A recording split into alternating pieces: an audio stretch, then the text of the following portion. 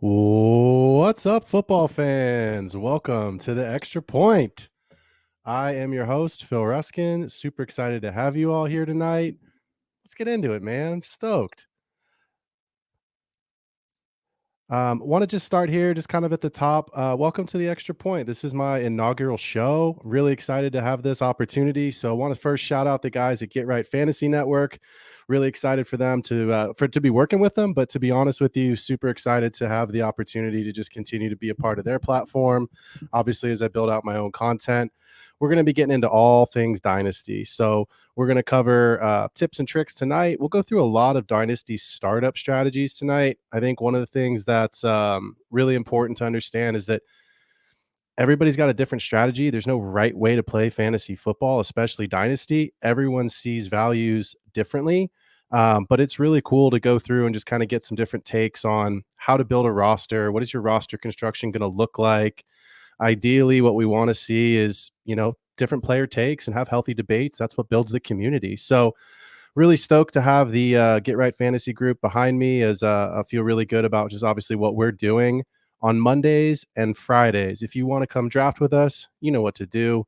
Hit that subscribe button. Come jump in. We'd love to see you in one of our upcoming drafts. We'll have one tomorrow night. The spots are full. But we're really excited I'll be doing some commentary. So we're really excited to have another draft. I think Classic Mike will be hanging out. I know my buddy Kendall will be back from vacation. And of course, Rasta holding it down for Get Right Fantasy Network. Couple announcements up at the top. Hit that subscribe button, guys. Y'all know we're trying to build up a community, trying to build a following. So jump on to the Extra Point on the YouTube. Make sure you hit that subscribe button. That would obviously help out. Follow me on Instagram at the_extra_point_FFB. My Instagram channel is going to be having little player updates, maybe a hot take. I want to do some live polling, give you all an opportunity to jump in on the comments. Ultimately, I want to make it really interactive and help give people who follow the show an opportunity to create some content for the show.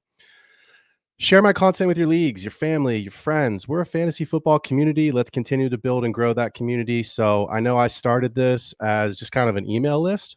That's kind of how this began. It's just me writing about my leagues, prepping for drafts with mock drafts of how I thought the rookies would go based off team need, based off best available, going into some of the articles about where I thought, hey, these are some trades that if I was, player X in this league, I would consider at least sending out and seeing if people are interested in having that conversation about trades.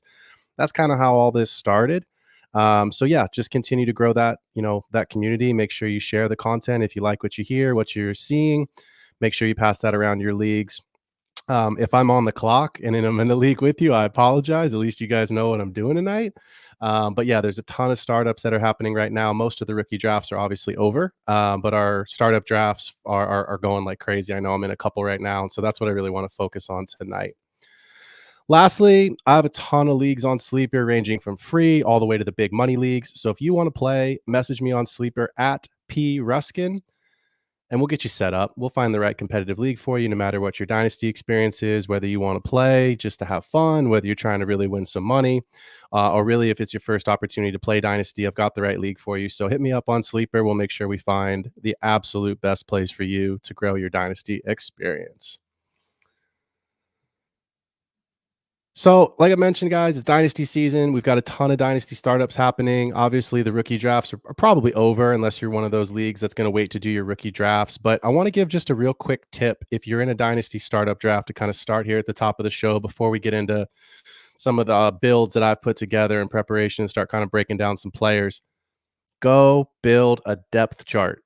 Please do yourself a favor and build a depth chart, right? You go and look at any NFL team, they have a depth chart of the guys that they're looking at for this current season, who's under contract. They've got a big board for their drafts. You all should have one too. One of the absolute easiest things that you can do is to build a depth chart, build it on your phone, build it in Excel, build it on a piece of scratch paper. I don't care. But to be honest, it completely transformed the way that I look at my roster. It's transformed kind of way that I look at values of players. And when I'm in a draft, sure, you can go on Sleeper and just kind of look down your roster build and see who's there and say, oh, okay, I've taken 4 running backs in a row. I should probably grab a wide receiver. Maybe.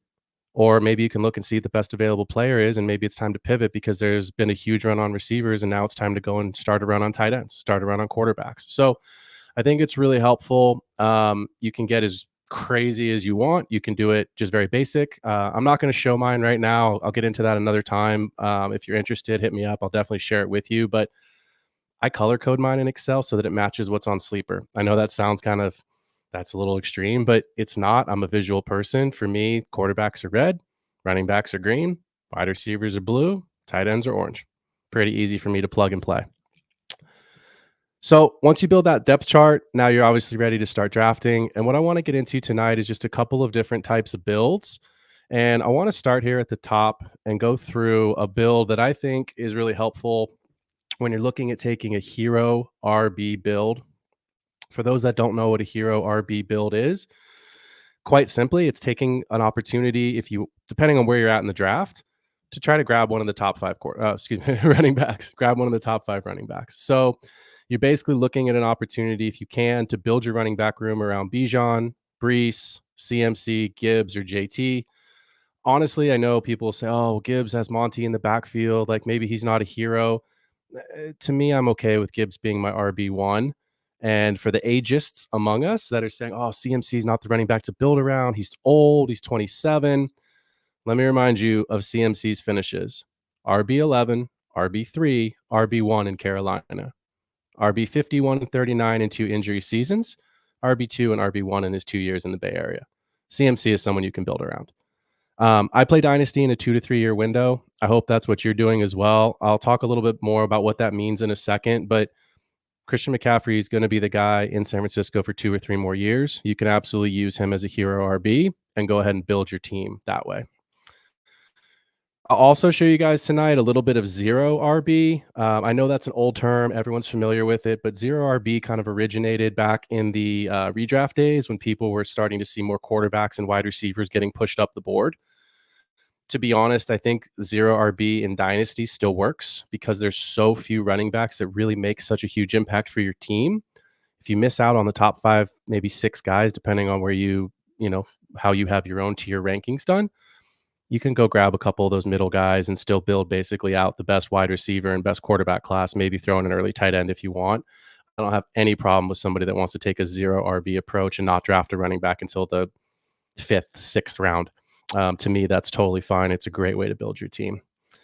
Last thing, if we have some time tonight, I always want to try to keep it to an hour, but if we have some time, I do want to go through Superflex and give you all just kind of an idea of the hero quarterback approach. And what I mean by that is quite simply the people that are taking, quarterbacks with their first 2 picks.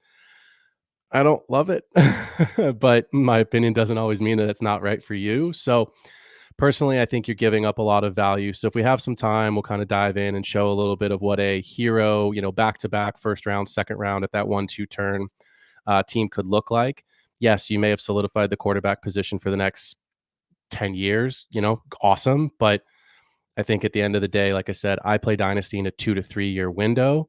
Guys get hurt. Guys change teams. Situations change. Aaron Rodgers played 15 seconds in 5 plays. Now I understand he's a little bit older, but at the end of the day, ultimately what I'm looking for is who's going to hold their value going into next season in case I need to trade him or move on. So I've got a lot of stuff coming over the next couple of weeks to talk about trades. We'll talk about player values. We'll talk about the nuances of, this guy versus that guy, especially as we get into kind of these second tier of wide receivers, the Jalen Waddles, the Chris Olaves, the Michael Pittmans, the Devonta Smiths, guys that are good, that are on contracts, that may not be the number 1 guy for their team. Drake London, how do you separate those guys?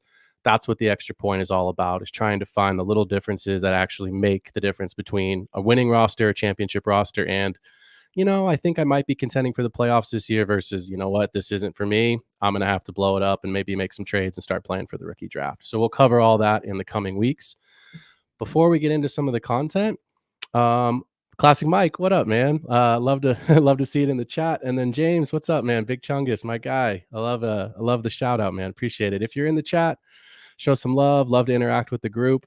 I'll be bringing guests on the show. Not you don't have to all listen to me talk every week, but definitely going to getting some guests on the show. If you're interested in jumping on, shoot me a message on Sleeper. I know James hit me up today. He's definitely wanting to come on, so he and I will connect, and we'll see if we can't find a little bit of content that he's passionate about, and he and I will go back and forth, maybe have a debate on Kyren Williams. I know he and I made a little trade for Kyren Williams, talking about values for players there as well. I got started in fantasy football, man, probably when I was in high school. It was really new. It was like barely even a magazine back then. What's up, Rob? Good to see you, my guy. Um, yeah, I think it's really cool because Rob's in here right now.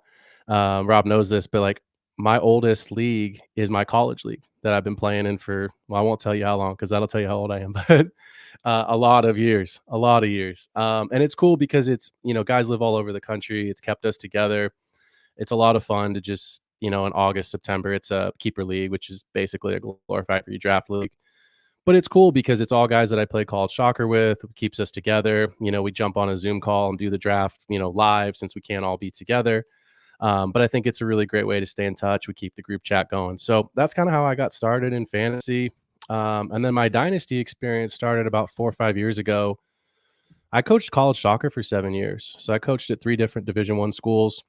And within that, I was in charge of recruiting. I was in charge of scholarships. And so I was basically helping our head coach build out, a roster, build out a depth chart.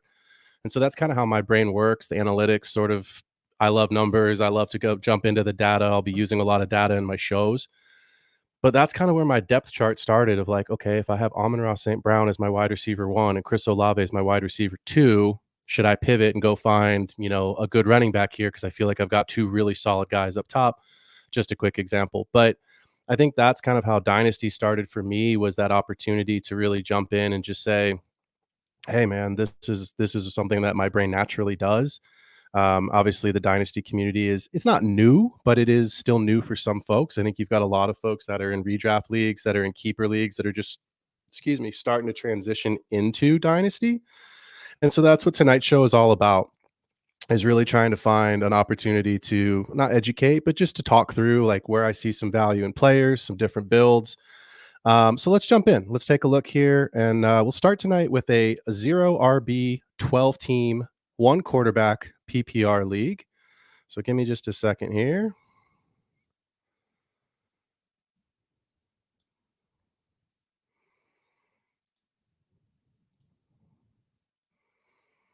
Hope you guys can see that. Yeah, perfect. There we go. So I actually chose to draft here a lot. I wanted to jump right in the middle of the draft. I thought it would be the most difficult. Obviously, I don't have a short turn anywhere on either side of the board. Caveat, of course, this is not about trading. I know when you're in a snake draft, obviously you're going to have the opportunity to trade. You're going to see a ton of trades. Where you are in the draft is obviously not every single pick that you're going to have. So take what I'm showing with a little bit of a grain of salt. I'm a big auction guy. To me, it's just me planting my flag for a minute. I believe every dynasty league should be an auction startup. You have access to every player. You have a budget. If you're at the 101, you can see here we got JJ and CD Lamb, going off the board here at the 1-2. I'm at the 7 spot. I would never have had a chance to draft those guys in an auction league. If I'm really passionate about one of the alpha of alpha receivers, to me, the alphas are JJ, CD Lamb, Jamar Chase, and Amon-Ra. I have a chance to do that in an auction league. Whereas in a snake draft, you're kind of pigeonholed into the specific part of the board where your draft position is, unless you're going to trade. So for those that are newer, again, you got your handy spreadsheet. But let's take a look, right? So this is my 0 RB at the 7 spot. The value here, I took Amon-Ra. If you don't know that Amon-Ra St. Brown's good at football, this fantasy football is probably not for you.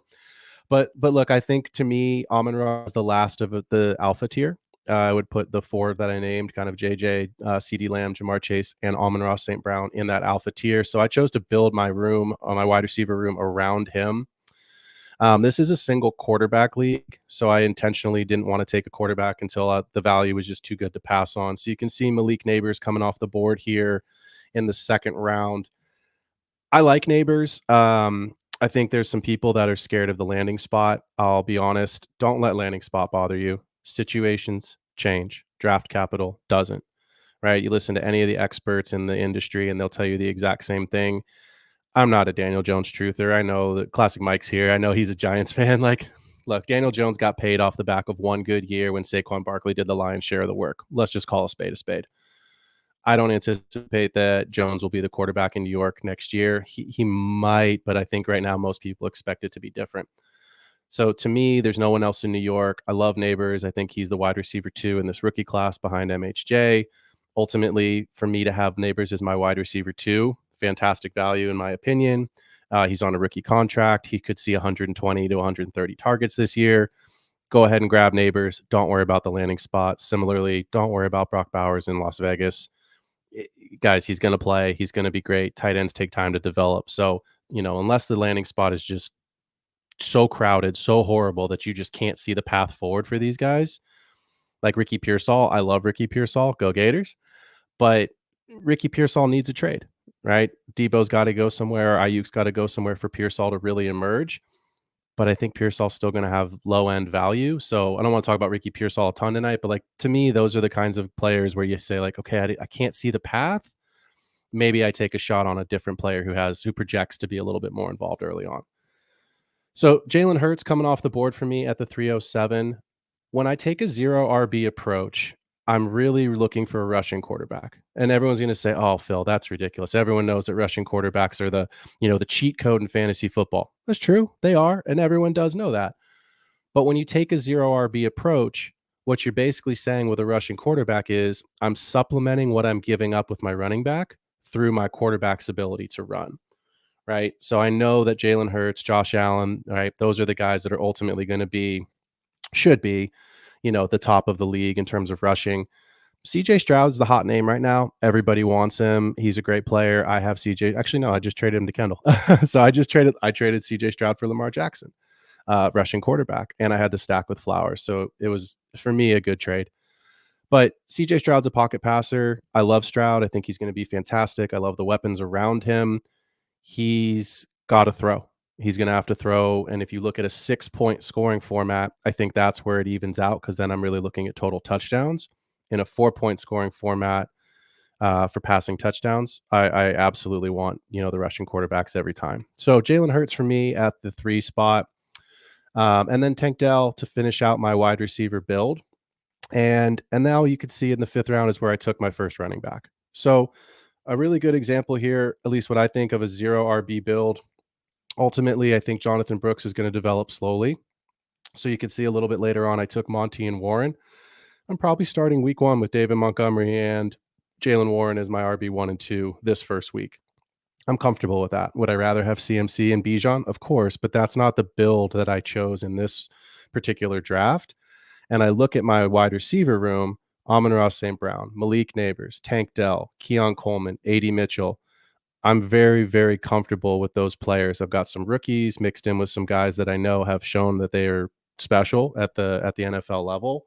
And ultimately what I'm looking for is, are these guys going to hold value? And so one of the things we'll talk about in the coming weeks is we'll talk through a ton of trades. Where do guys, project? How do they project to play for this season, but also for the next 2 to 3 years? If you look at this roster and you say, okay, Marshawn Lloyd may not play a ton this year. Josh Jacobs is the guy in Green Bay. Dameon Pierce, I threw him on there in the 14th round. I don't know that I buy the coach speak of Mixon and Pierce or a 1-2 punch. I think Mixon's the guy. Mixon's got the contract. Ultimately, what I think for Mixon is that Pierce may spell him on 3rd down here and there. He may spell him, for a drive or 2. But I think Mixon's the guy. So as I look, I don't know if you can see my mouse or not, but someone that may panic and go, well, hold on, Brooks may not be ready, and you're just having Monty and Warren. What are you going to do with a running back? A.D. Mitchell, Romeo Doubs, Malachi Corley. That's my running back. As soon as one of those guys pops off in the first couple of weeks, preferably not Mitchell because he's a rookie, but if Romeo Doubs has a good week or 2, or if Christian Watson's hamstring flares up again in Green Bay, and it could, that's a great opportunity to sell. And I'm not going to get Bijan Robinson for Romeo Doubs after 2 good weeks, but I might get James Conner. And James Conner is going to be useful this season. And if I'm a team that's got young talent at wide receiver with a quarterback that I feel obviously under contract, Jalen Hurts, that's okay to me. If I find an older running back and I need him for, a playoff push, or I'm going to find an opportunity to really try to get into a championship game, to me, that's okay. So as I keep going through this roster here, Keon Coleman, I want to pause on Keon Coleman because I think there's a lot of players, fantasy players out there that they have some questions. And to me, Keon Coleman, first of all, I love the kid, just the personality. Jump on YouTube, jump on Instagram. The kid's funny, man. I just like him as a person. I always like to see players that I personally like. I want them to succeed. But I think he's good. I was a little hesitant. He had some things on the tape from Florida State I didn't love. He's a basketball guy. He's from Michigan State. He transferred in late to Florida State, so he's not played a ton of football, but there's so many targets that have gone out. I think my memory's right. It's like 24% was the target share that Stephon Diggs vacated just by himself, and it was something like 19% um, for Gabe Davis. So there's opportunity there. Obviously, I think that James Cook and Dalton Kincaid are the big winners when it comes to who's going to be mostly absorbing those targets. Classic Mike, thank you. 241 targets. Um, I'm no Jones truther. Yeah, no doubt. But I think at the end of the day, what you're going to see, is Keon Coleman's going to have a big role. I think he's going to be really involved. I don't know if he's going to be involved super early. He's going. You can see right now. This is I did it against the computer. He's actually really going in like the 5th round when you're drafting against other folks. But for this particular draft, great value there in the 6th. So I started this draft through 6 picks with 1 running back. So then I know, okay, I took a 0 RB approach. I'm going to grab Monty and Warren. Um, Obviously, they're number 1Bs in their offense. Jalen Warren might be the 1A, but with a 0 RB approach, that's what you're looking for. I have Gibbs in a ton of leagues.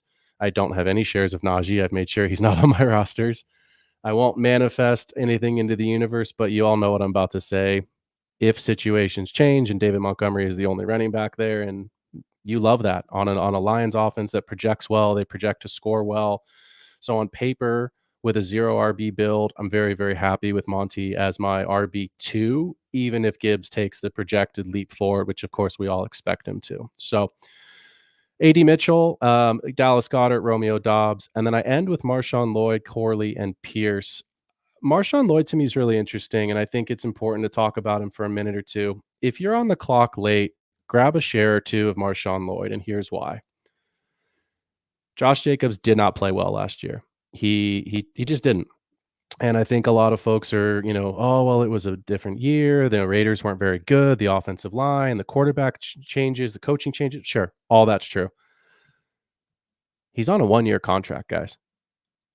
Yes, the contract is 3 years, but it is a 1-year contract where the cap hit is not very much going into year 2, and the Packers throw the ball. So yeah, he could be involved. He could be the guy, but if he's not the Josh Jacobs that led the league in touchdowns, if he's not the Josh Jacobs we saw 2 years ago in Las Vegas, Marshawn Lloyd's going to get to play. So I think it's an insurance policy that probably isn't very expensive. I would buy it and hold it. Worst case scenario, you throw him on your taxi squad, you throw him on the end of your bench because that's what Dynasty is. You've got guys on the end of the bench that just are going to be on your team that ultimately may not play at all because that's what everyone's Dynasty team looks like. But again, I go back to this. If Jacobs goes down, if Jacobs doesn't play well, there is a path, and I see the path from Marshawn Lloyd on an offense we like in a division that we love. The NFC North should be what should be on paper, shootout after shootout after shootout.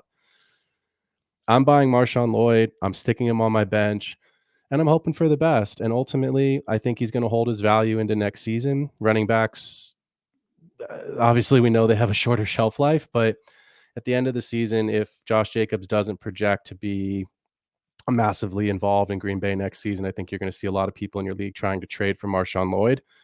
And if he doesn't project well on your roster because you're loaded, trade him and grab an extra rookie pick. I think that's the best way to do it. Anybody in the comments, feel free to jump in. What do you think about this 0 RB build in a 12 team? I'd love to get some thoughts from the group before we jump into a 10 team 2 quarterback super flex, because I know the super flex community is patiently waiting for me to jump in on a super flex league.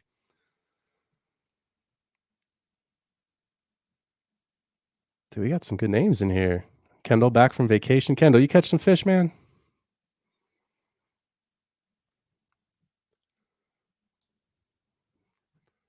All right.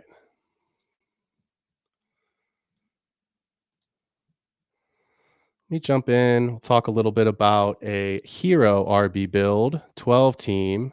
Thanks, Vike. Appreciate you, man. Says, big fan of your running back values. Appreciate that. I know me and Victorious in a league together, and man, in that league I'm rebuilding. So rebuilds are fun. We're gonna do a whole show on rebuilds.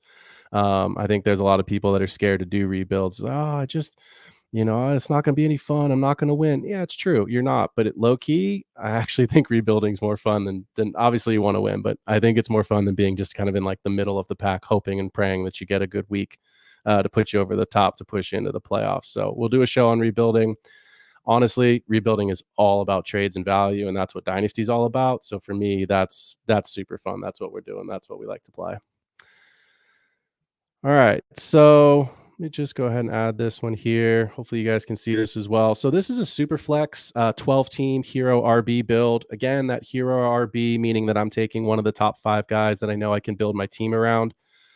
This one I chose to draft a little bit later, towards the second half of the draft, because I knew on paper where the running backs would go. And obviously I doctored this draft position so that I could present this tonight. But look, there's a lot of folks that are going to be drafting towards the ends, of the drafts. So I started with Anthony Richardson. Again, I knew I would try an RB build. I'm a big Richardson guy. I know the sample size is small. I get it. 4 games last year, which was really 3 games in 1 quarter. In those 3 games, though, he put up numbers that we haven't even seen Josh Allen put up. So, yes, Richardson's got risk. Every player has risk. And that's the key to fantasy football. Every single player is one injury away from ending their season. That's just what comes with the territory. I had the 101 last year in my redraft league with my buddies, my oldest league from college. I had Justin Jefferson. Guess who didn't make the playoffs? I took Nick Chubb in the second round. My first 2 picks didn't play more than 2 games. So that's just how it goes sometimes. But I do think that ultimately what I wanted to do here is, because I knew I was going to go with this hero RB build, is I wanted that rushing quarterback again. I wanted to inject more rushing yards into what I felt was going to be a weaker running back room. I took Jahmyr Gibbs here over Johnny Taylor. Johnny Taylor to me is a great player. I love him, but I didn't want Richardson and Taylor on the same team. So I chose Gibbs as my hero RB. And I actually felt like in a super flex league, I usually try to wait on quarterback. I didn't really want to take Dak that early, but it just kind of felt like the value was there. I thought there would be a good amount of receivers coming back to me at the turn, which there was. And honestly, after Dak, to me, that's where the tier break is. It's just Goff, unless you want to roll with one of the rookies. And I think if you're looking at, a super flex league where you don't have, especially in a startup, you're going to need to take a third quarterback later on. I like McCarthy. I like May. I think May's got a longer way to go than McCarthy does. Obviously, Caleb's in the best situation I think we've ever seen for a rookie. So to me, Dak is safe. Dak's got CD. And look, they said they threw the ball a million times last year. And who'd they bring in as their running back? Jonathan. Oh, wait, no, not Jonathan Brooks. Did they bring in Trey Benson? Oh, no, not Trey Benson. Who'd they bring in? Oh, right. Ezekiel, I'm 1,000 years old. Elliott, feed me. Feed me. That's that dude's slogan. I love it. But bro, you ain't chasing a ring. Let me tell you something, Zeke. I love you, but no. So, yeah, I think for me, Dak represented a good value, and then I felt set at quarterback. So I hammered away at wide receiver. Michael Pittman, T. Higgins, Brian Thomas Jr., Keon Coleman. To me, Pittman and Higgins are Vike. You definitely have a type when it comes to receivers. I do. I like guys on contracts, and I like guys in good situations, as we all should in Dynasty. So to me, I think when you look at a player like Michael Pittman and T. Higgins, obviously I took Pittman to stack with Richardson. He's got a contract. He's going to be the number 1 in his offense. I project that offense to be pretty good again this season. Again, if we see Richardson play more than 4 games, I think you're going to see good numbers and potentially an outside shot at a top 12 season for Michael Pittman. I think that's in the range of outcomes. Is he going to get there? I don't know. He's probably in that 15 to 18 range, but I'm okay with that, knowing that he's a guy that I think is going to see 90 to 100 targets easily. He probably will be the goal line, passing option. And ultimately, I think there's, AD Mitchell's a rookie. He's going to take time to come on. Josh Downs and Alec Pierce is sort of in the dust. So, yeah, I like Pittman. Higgins is interesting as well. I think to me, T. Higgins is a player that, man, if it works, it works. If he's not in Cincinnati next year, I don't know. But T. Higgins to me is still a good player. So I'm going to bet on the talent more so than the situation. Look, he didn't go to Carolina this year. I highly doubt he goes to Carolina next year. T. Higgins with Joe Burrow, wide receiver 2. Obviously, he'll never be the alpha with Jamar Chase there. But if T. Higgins winds up in Dallas next season with CeeDee Lamb as a free agent, you love that. You'd have to be really, really stoked on that. Again, he wouldn't be the alpha, but you know that his volume would still be there as probably a similar situation. So there's a lot of landing spots for Higgins. But I think obviously the talent to me is more important than the situation right now. Again, going through kind of my hero RB build, I'm still hammering away at wide receiver. Felt good about Pittman, felt good about Higgins. So I wanted to get some youth in there, Brian Thomas and Keon Coleman. Talked a little bit more about Keon Coleman just a couple minutes ago in the last build. So I want to talk about Brian Thomas for a minute. Look, Calvin Ridley vacated, and I should have written this down in my notes, but Calvin Ridley vacated about a 24% target share as well. Evan Ingram's there. I think he'll still be there. He's going to be, 30 years old, if my memory's right, 29, 30 years old. He's going to get underneath targets. Christian Kirk missed a ton of the season, but Christian Kirk's a slot guy. And so I think about Brian Thomas as the X receiver on the outside. Obviously had a really good career as kind of the wide receiver 2 or the wide receiver 1B at LSU to Malik Neighbors. But I like him. I think he's a good player. He's going right around kind of that 107 to 109 range in the rookie drafts, which to me says players are high on him. They think he's going to be involved pretty early on. They think he's going to be a good player. And ultimately, I like Christian Kirk. I think he'll still be the one in that offense. I think Evan Ingram will be fine, but I don't trust Gabe Davis. I've never trusted Gabe Davis. I think Travis Etienne will be fine and catch passes out of the backfield. I'm not buying we're going to reduce the workload. And so I think for me, Brian Thomas Jr. is a guy that as a rookie, if we can see 750 to 800 yards and 5 touchdowns, I think that's enough that he's going to hold value into next season where you'd feel really good about him taking a second year leap.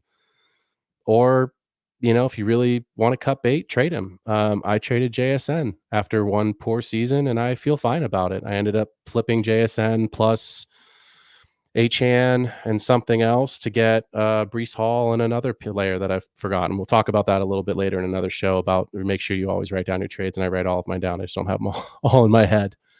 But I didn't take, so coming back to my build, I didn't take an RB2, you can see, until round 8, and that's Trey Benson. And so to me, Trey Benson isn't going to play a ton this year, barring a Connor injury. Connor will get hurt, but I love the upside. I love what Arizona's doing on offense. Kyler Murray's healthy. We all know who Marvin Harrison Jr. is and what he's capable of. Trey McBride should be the second, wide receiver in that offense. I think Trey Benson is set up to have a monster sophomore year. So I took Gus Edwards in the 12th, knowing that I was going to be able to get an RB2 for this season. Nobody wants Gus Edwards on their roster. He's old. He doesn't project super well. He'll get touchdowns. I think that's the one thing. J.K. Dobbins is injured. We know that Dobbins isn't going to be fully healthy for a while.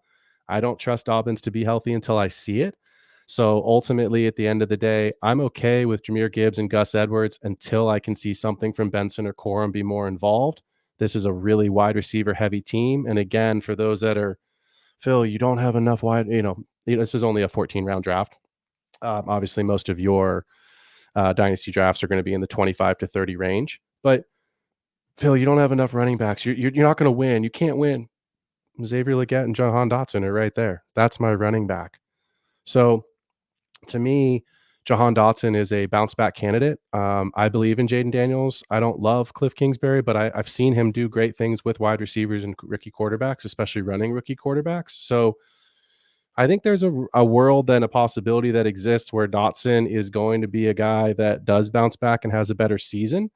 And if you don't feel like it's sustainable, there's your trade right there. Week 2, week 3, Jahan Dotson is, having a good season. He's got some numbers. He looks good. Jaden Daniels is figuring it out. You need a running back. Go and find yourself a running back. So that's the beauty of, Dynasty.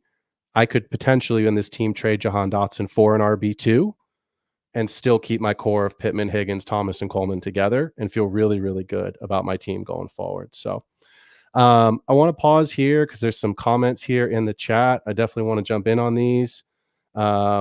Vike saying, I meant those guys being 6'3" for my type of receivers.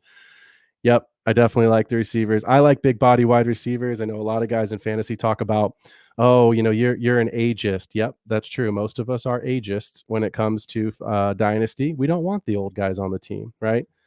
Tyreek Hill is probably the one guy in the league that I'm okay riding off into the sunset with.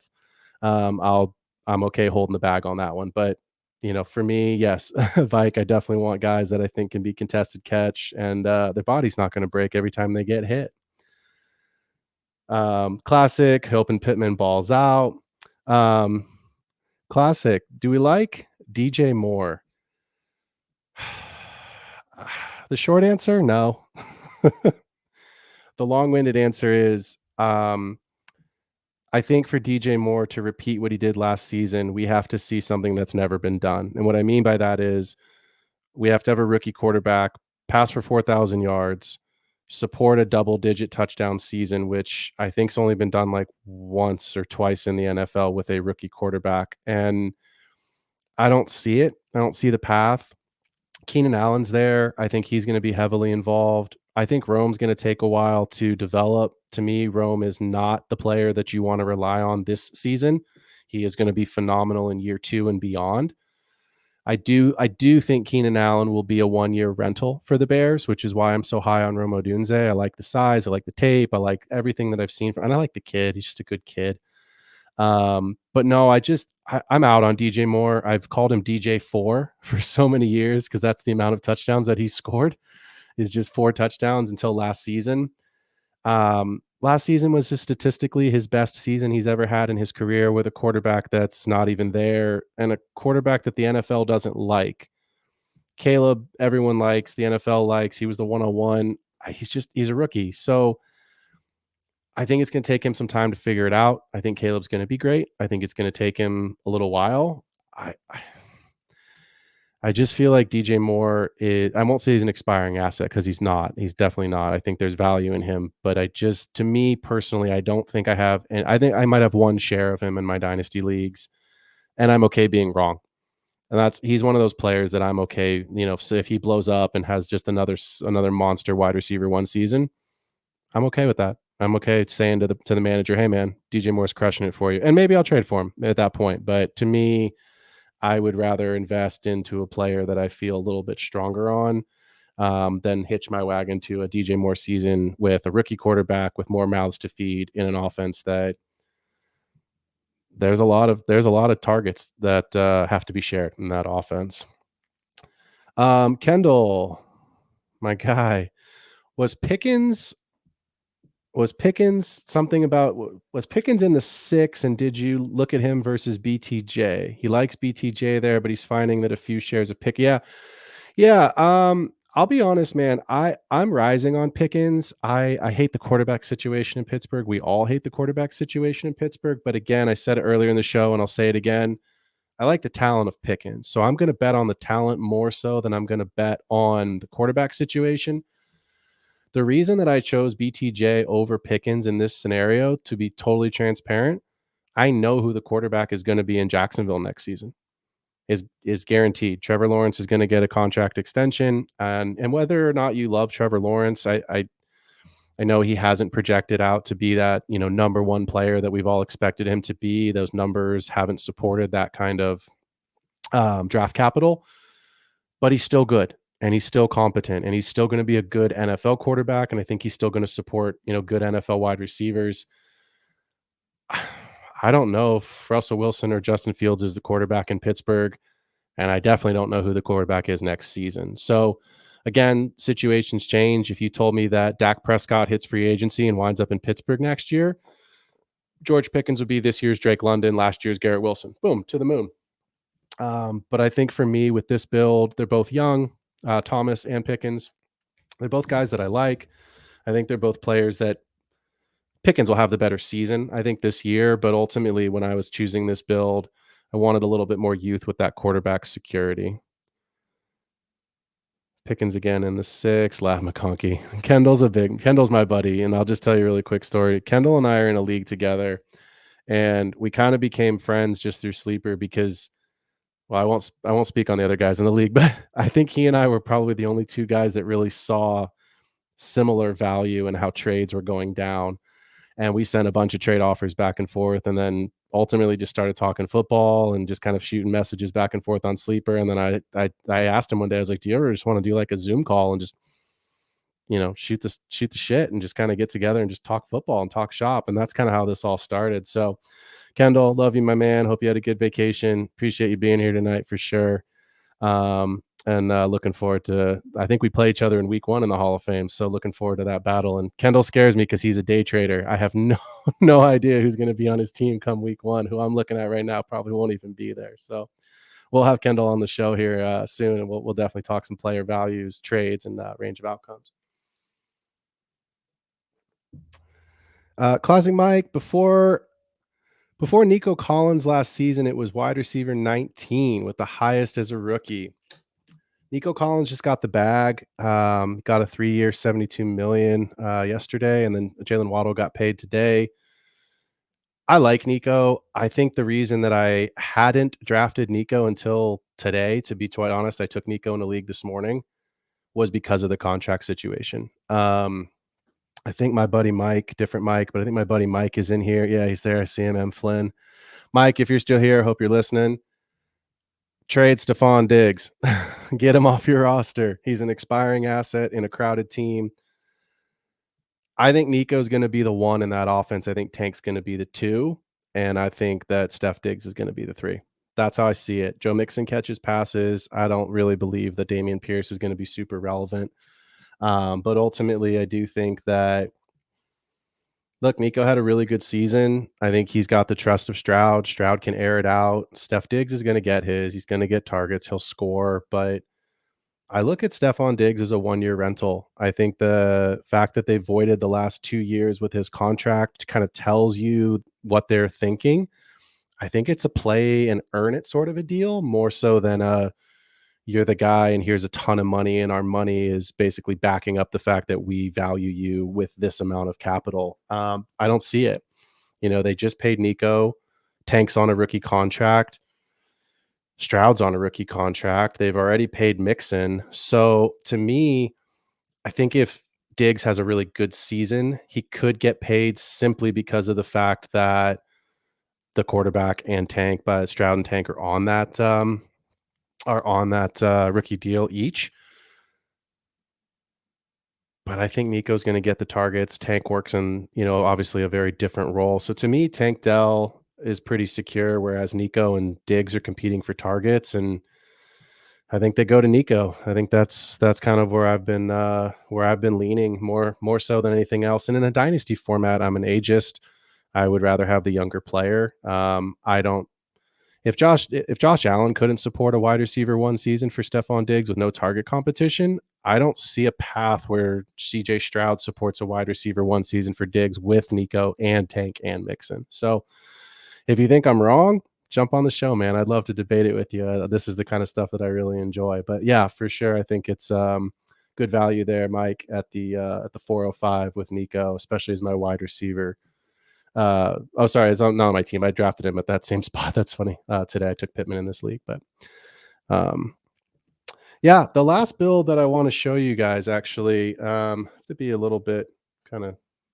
Well, let me just do this. Let me read it off because it's a live draft and I don't want to show this guy's team because I'm not going to poo-poo on it, but it's not my favorite build. I wanted to show or at least talk about this. So bear with me here as I kind of read this off. So this is that hero kind of double quarterback. Everyone in Superflex, everything gets pushed up the board, right? Quarterbacks are always pushed up the board.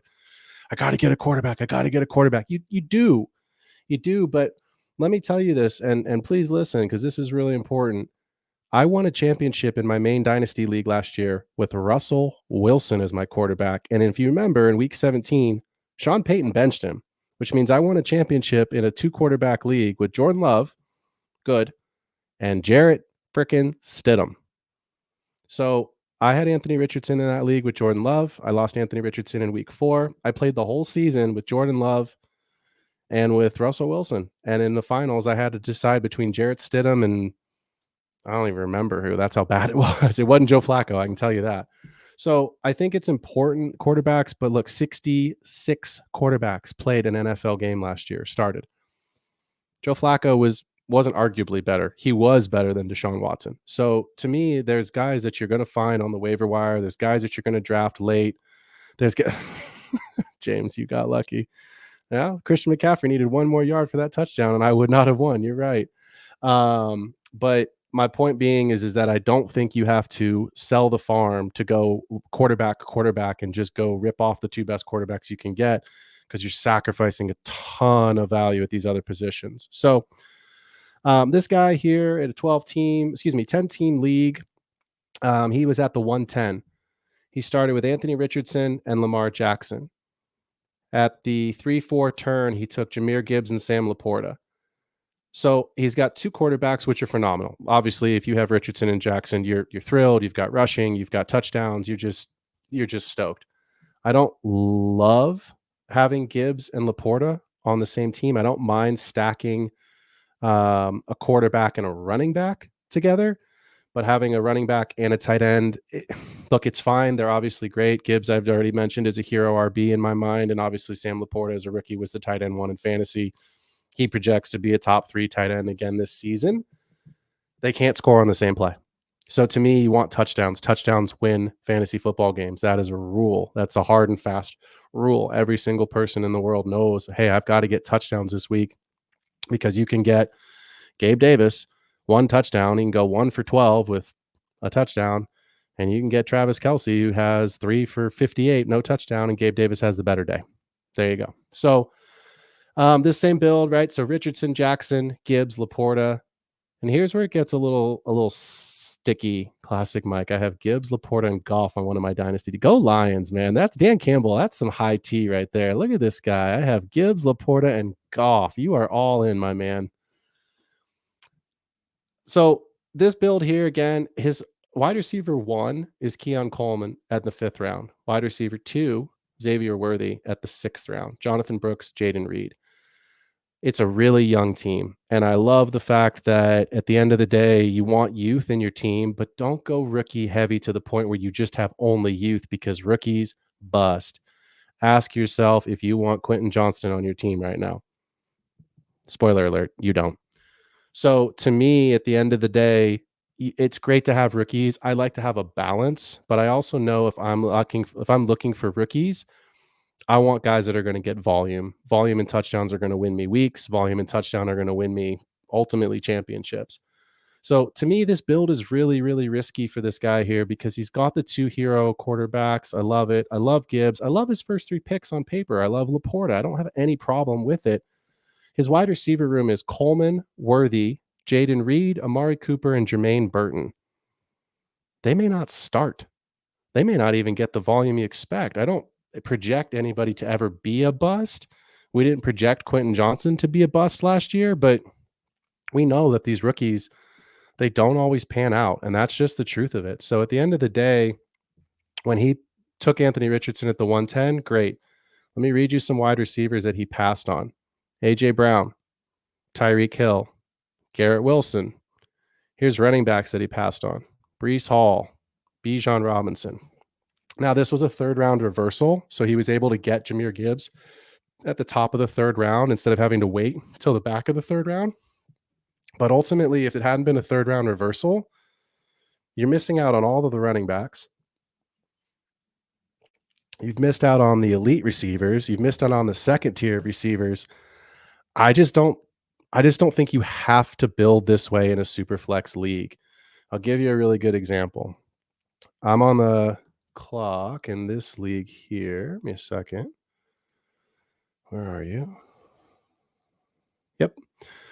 I took Kyler Murray in the 3rd round as my quarterback 1 with Amon-Ra St. Brown and A.J. Brown. So I'm really happy with that. Obviously, I would rather have, Patrick Mahomes or, one of the, the top receivers, but Justin Jefferson, CeeDee Lamb. But at the end of the day, to get Kyler Murray in the 3rd as my QB1, very, very happy with that. I ended up taking Jared Goff to stack with Amon-Ra in the 5th, maybe even the 6th. I have to go back and look at that roster. Jared Goff was QB1 last year. Baker Mayfield was a QB1 last year, and nobody wants Baker Mayfield on their team. So it can be done. I think at the end of the season, when you go back and look It'll be a rough ride for certain players. Baker Mayfield, a great example. It's not sexy. It's not a pick you want. But look, Justin Herbert, Joe Burrow, Anthony Richardson. I mean, these guys missed a ton of time. Kyler Murray, these guys missed the majority of the season last year. So when you look at some of these players, you're talking about guys that like second round draft capital. That's fine. But look at what you're giving up. And I think that's something that's really, really important is like, hey, what could I build? Who can I build around when you jump in? So in these super flex leagues, I think it's really important that you take maybe a hero RB and a hero QB build and throw a guy on the back end of your roster. Throw JJ McCarthy in the middle of the 7th round on your roster as your QB2. JJ McCarthy is going to be fine. I know that there's speculation about he didn't do it at Michigan. Oh, he's a game manager. Well, he doesn't do this. He doesn't run. He doesn't. You know what? All that's true. All that's true. But at the end of the day, do you believe in Justin Jefferson? Because I do. Do you believe in Addison and Hawkinson? Because I do. And Kevin O'Connell is a great play caller? Yeah. So if JJ McCarthy sucks, it's because JJ McCarthy sucks. It's not because the team around him is bad, right? If Drake May sucks, maybe it's because the team sucks. That's the truth of it. There's nobody in Detroit. I don't know if my buddy Jesse's here tonight, but Jesse's a big Patriots guy. Sorry, Jess. Patriots ain't going to the playoffs. So I think at the end of the day, Drake May's got a really long way to get there. But yeah, if you're going to go for, a hero quarterback build, JJ McCarthy in the 7th round, fantastic. I think you're going to get a really good player who's going to give you QB2 numbers, and that's kind of what you're looking for. And after that first round quarterback, you can go get 5 really, really quality players to build out depth in your wide receiver and your running back room and still get a QB2 on paper. Classic Mike. I have Baker, Goff, Purdy, and Allen. Who do I play? Well, if you have Allen, and I'm assuming it's Josh Allen, I think that's pretty easy. Interesting though, because if you have Baker, Goff, Purdy, and Allen, Mike, is this a throw it in the chat, man? Is this a 2 quarterback super flex? I assume it is. Otherwise, please don't have 4 quarterbacks on a 1 quarterback roster.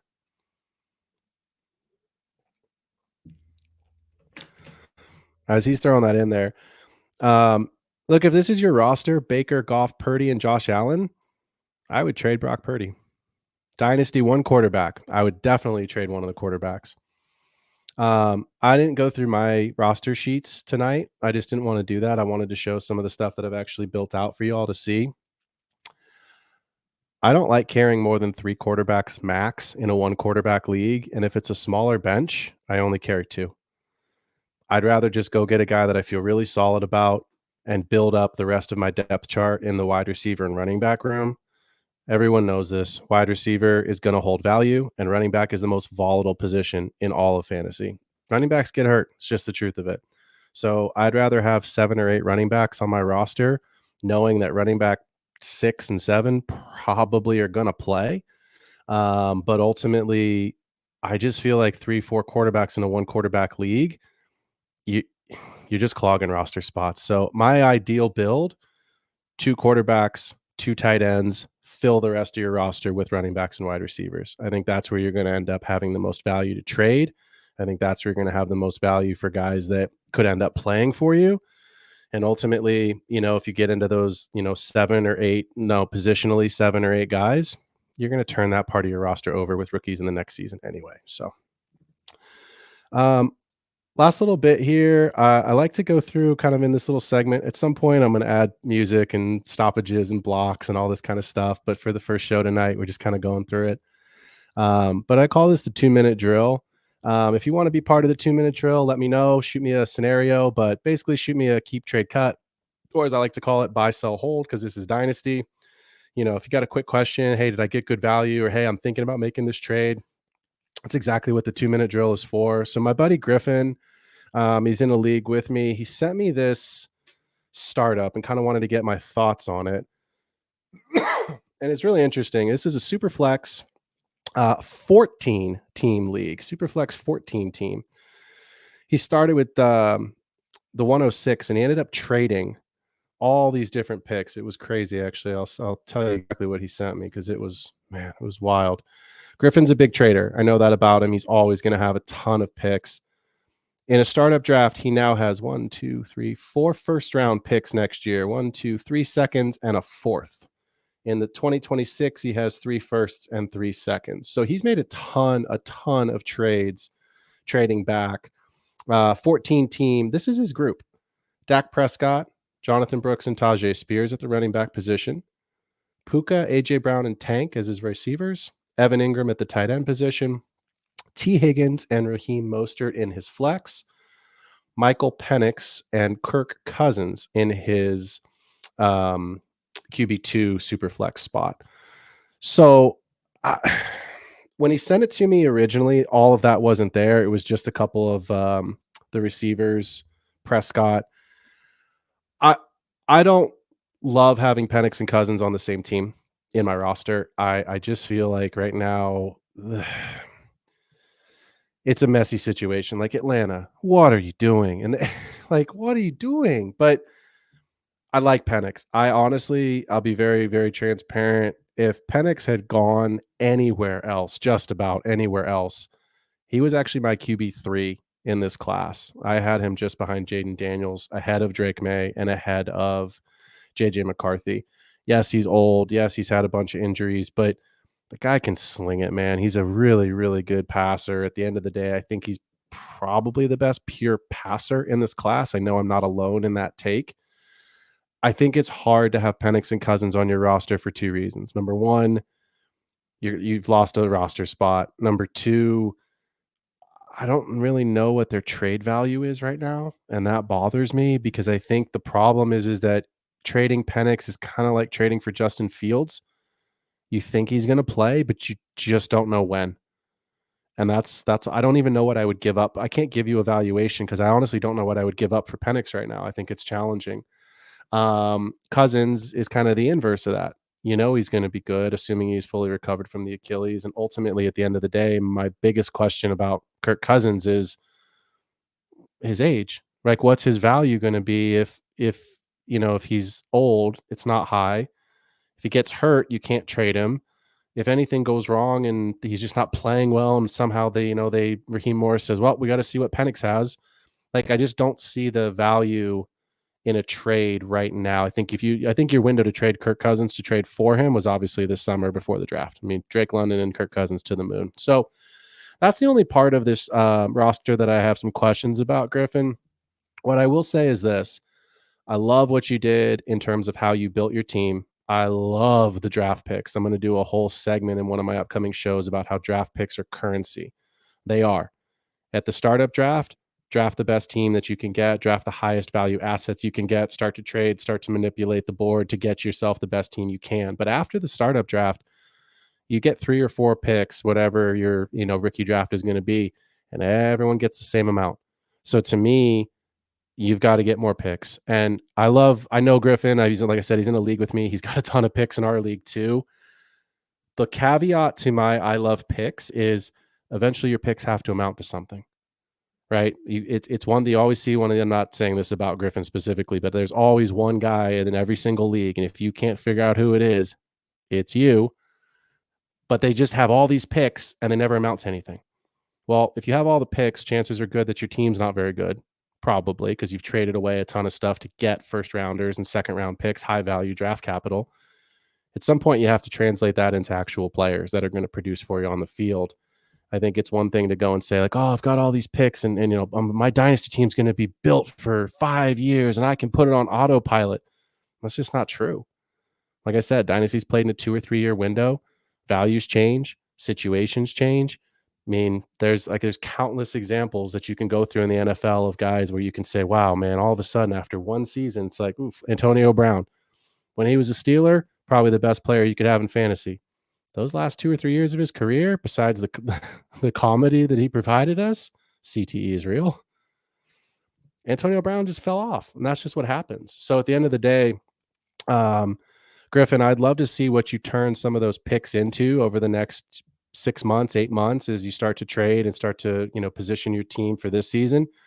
But I'd also like to see what you get out next year. And maybe I'll have him, see if Griffin wants to come on the show and we can talk a little bit about, currency and value of picks. Cause I do think there's a ton of content there that would value a lot of the dynasty players. So Well, it is that time. As you all know, this show is called The Extra Point. I try to end each article. I do a ton of writing. Obviously, this is my first video cast, but I like to end with The Extra Point, which basically is the namesake of the production, where I showcase a player, make a bold prediction, highlight some notable statistics. So tonight, I want to talk about Isaiah Pacheco and why I think he is an awesome trade for Target. I traded for Pacheco in my main dynasty league last year. I traded for 2 years ago. Sorry, I traded for him on the basis of like, look, I loved what I saw. It's Patrick Mahomes led offense. I just want to take the chance. Patrick Mahomes offenses, what are they going to do? They're going to have chances to score touchdowns. And we already talked about it. Touchdowns win fantasy football games.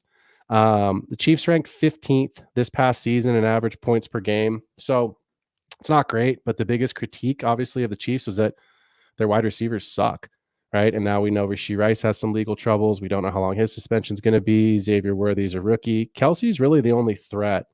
So to me, when you look at what the Chiefs had done over the last couple of years, Isaiah Pacheco obviously being involved, the 2022 Chiefs offense was ranked number 1 in average points per game, and in 2021 they were ranked number 4. So if they regress closer to what they have been, I think what you're going to see is Isaiah Pacheco, who was RB14 in half and RB15 in full PPR.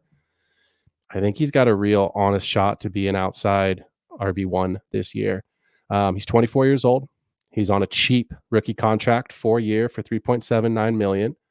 Caught 44 of his 49 targets this year, rushed for 935. They signed Clyde, who doesn't scare you. Jerick McKinnon is 33 years old. I just don't see a path where Isaiah Pacheco is not the featured running back in that offense. I don't see a world where he's not still getting goal line looks. Sure, Kelsey, but like from a running back perspective, Mahomes isn't going to vulture touchdowns on the ground. I think if you have an opportunity to go and trade for Isaiah Pacheco, bolster your running back with a floor RB2, but I'm going to say an RB1 in 2024. And I think you can get him for a late first rounder next year. There's a ton of running backs coming out of next year's class. So, running backs, sure, like you just don't know what position you're going to be in next year. I think you can get him for a late first round pick, or package him with the second and something else. But I think you can go and trade for Isaiah Pacheco. I think you're going to be getting on paper what people view as an RB2 because of the amount that Mahomes throws. And I think you're going to wind up with an RB1 finishing in the top 12 this season. Well, guys, I appreciate y'all hanging out. This has been my inaugural episode of The Extra Point. I will be live every Thursday at 7 p.m. Pacific, 10 o'clock Eastern. Subscribe to the YouTube channel. Make sure you hit me up on Sleeper if you want to jump in one of my leagues. Shoot me messages on Sleeper. Like I said, if you've got questions about trades or values or, hey, who should I pick in this, scenario? I've actually been helping a couple guys today asking about who should I pick. So I love that kind of stuff. It also gives me ideas for what kind of content to create next. We'll be getting some guests on the show, and super excited to hang out with y'all next Thursday, 7 p.m. Thanks for tuning in. Have a great week.